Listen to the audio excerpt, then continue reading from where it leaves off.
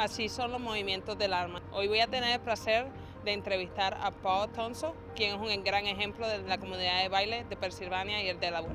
Paul, could you tell the audience a bit about yourself? I was actually born in San Juan, Puerto Rico, but I lived most of my life in Delaware. I've always had the disability that you see here using a wheelchair. I can get up and use crutches from time to time, but my best balance and able to most activity is using a wheelchair, and that's what I'm used to and more comfortable with. Went to a college that had a very large theater program as well and had a really good dance program as well. I always teased my friends, I said, the reason I learned how to dance is because I wanted to be able to introduce myself to all the really good-looking women, and all the good-looking women were all the dancers and all the theater majors, so to be able to go out with a lot of them, that socially events that they do to a lot, and I said I had to learn how to dance better and had to do more. When I got back here to Delaware, I started AbleArts, which is a disabled theater company. We have both disabled and non-disabled performers. We've been doing it now for 25 years. This is actually our 26th now. And through that, I started learning how to do different types of dance. And through those people, I actually was then introduced into doing ballroom dancing. And from there, I got into doing Latin dancing. And that's where I caught a lot of my passion. And I found that this is a really big challenge for me.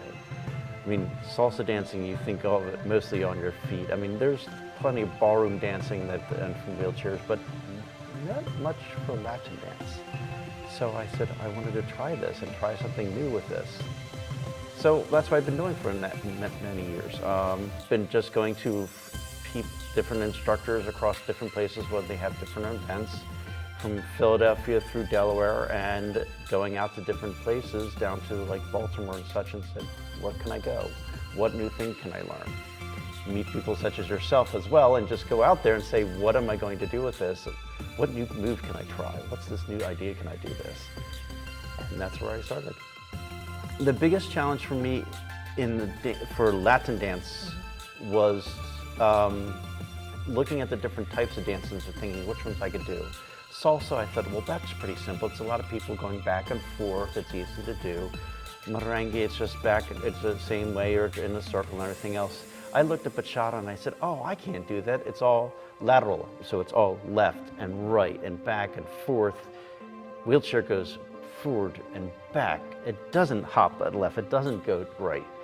So trying to adapt those moves and try to adapt how I would lead that is the biggest challenge. I have to be able to not only see the moves, but actually figure out how am I going to teach somebody that's stand-up dancer, such as yourself or anyone else, how you feel my dance moves just by feeling which way I'm moving with just my hands.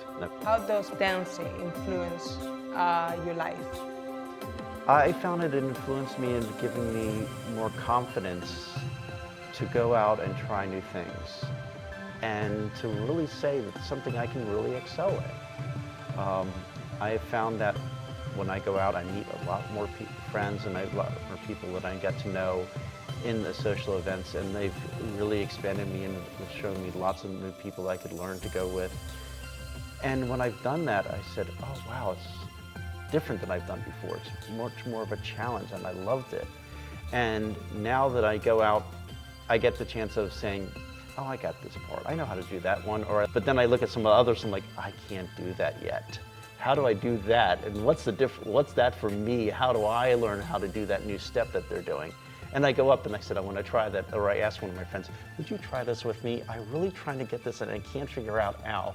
And my friends that know me really well have said, sure, let's figure this out. And stuff at the Bachata Congress in 2017 was the last time I actually performed with them. They invited me down there to do it. Raj Moore, who did that, invited me to perform with them.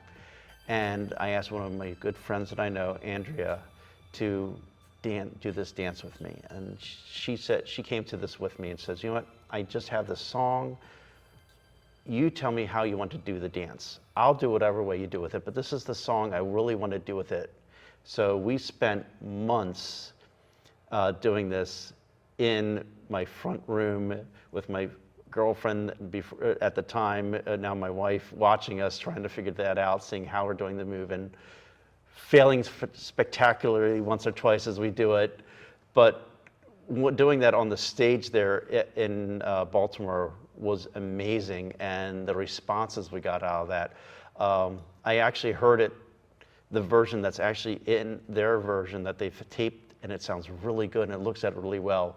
Then I look at the one, I hear the one that my friends have taped, and here's the background and the expressions from all the people that have heard that, or all the expressions of the audience and their reactions. And I love that one even more because you hear them saying, "Oh my gosh, he did that," or "Oh, what did he do in that time?"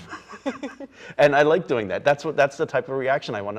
I want them to say, "Oh my gosh, that's really amazing," and then I like what they come up to me afterwards and they say, "You've inspired me with that." I said, "I hope so, because I want everybody to say that it doesn't matter if you're a chair or not, it's a matter of the passion you have to learn. It doesn't matter what you can do, you'll be able to do it." What advice would you give to anyone who would like to start dancing or performing? I think the biggest advice that I could give anyone is practice.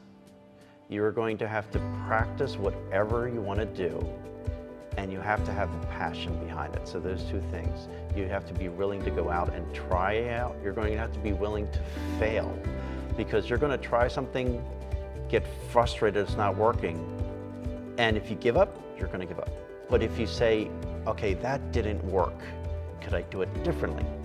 Try it again. "Okay, it still doesn't work, let's try it again." If it still doesn't work, all right, do we give up or do we try something different this time? All right, let's figure something different this time. You have to have that persistence, patience to practice. That is so true. Is there anything else that you would like to share with us? I think the biggest thing I want to share is that I really enjoy having the opportunity to encourage and to encourage people to really go out there and to dance, no matter what level of ability that you have. Because as you can see, with my level of disability, I still have the ability to do that dance. And I like to be able to show that to others and that passion. Same thing when I do with my theater performances. I take that passion and say, "This is us doing this performance, you can do the same." Thank you, Paul, for allowing us to interview with you, and having a pleasure to know about your experience, your motivation of continual learning from dancing, and also motivating others to do it too. Entonces, así que los invito a que aprendan a bailar y conozcan de sus beneficios.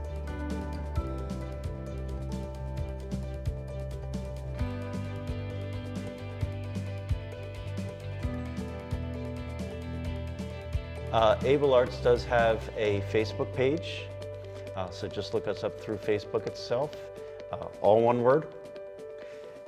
You can go ahead and like us, and you'll hear about upcoming events that we're doing. You can also look at past videos and past pictures that we have done as well, and learn more about us as well if you can. So thank you very much.